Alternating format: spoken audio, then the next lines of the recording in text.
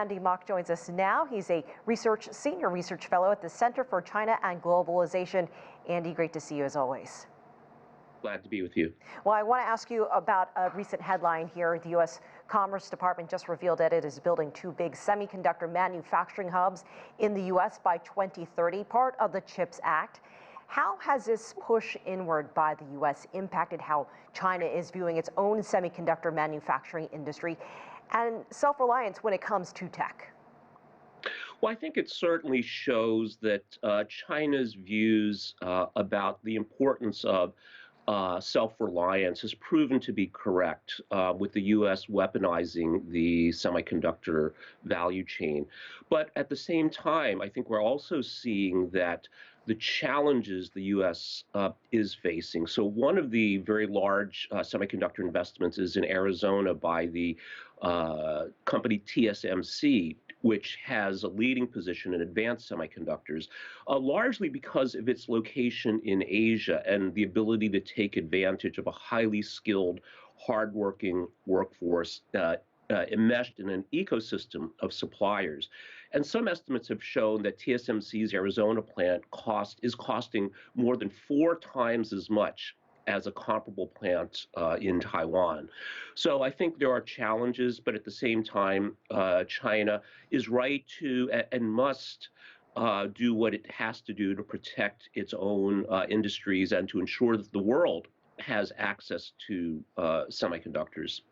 Adding to that, Andy, this week, President Xi discussed the importance of research. He says basic research and dedicating more government support in this area. Talk to us more about that. And is it partly because we haven't seen as much cross-country cooperation when it comes to research and development, especially because of COVID? Well, I think certainly the last few years of COVID were a factor, but that's really more of a short-term issue. I think the larger structural issue is this.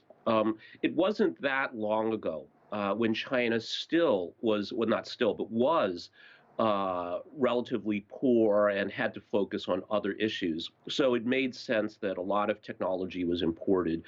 And as China prospers and becomes a more advanced society, and given its size, the size of its population, the size of its economy, I think it's inevitable that China devotes more resources to basic research, not just on the application product side. And that really is the foundation to become a technology great power, even superpower, while at the same time, of course, increasing economic security, and I think making the world a safer place from a technology perspective as well. You know, we've talked a lot about homegrown tech, homegrown talent. What is China doing to engage more young people and even children into pushing them into STEM and to tech? Are there more programs in schools and activities, extracurriculars? What are you seeing with the younger generation? There absolutely are. And I think, one of the unique strengths of the Chinese governance system is the ability to integrate different capabilities to achieve larger national aims. So education at all levels, from primary school even earlier through university, graduate school, postdocs, all play a vital role in this. But I think it's also important to point out that this is built on a very powerful foundation. So China, of course, has a very strong Confucian legacy that values diligence, attention to detail.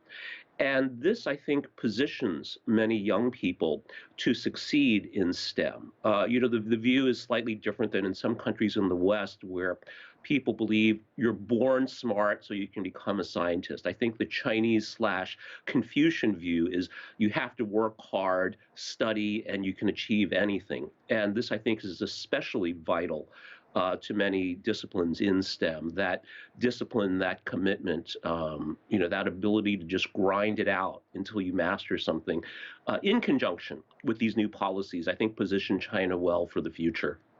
Andy Mok, always great to get your take. Thank you for joining us from Beijing.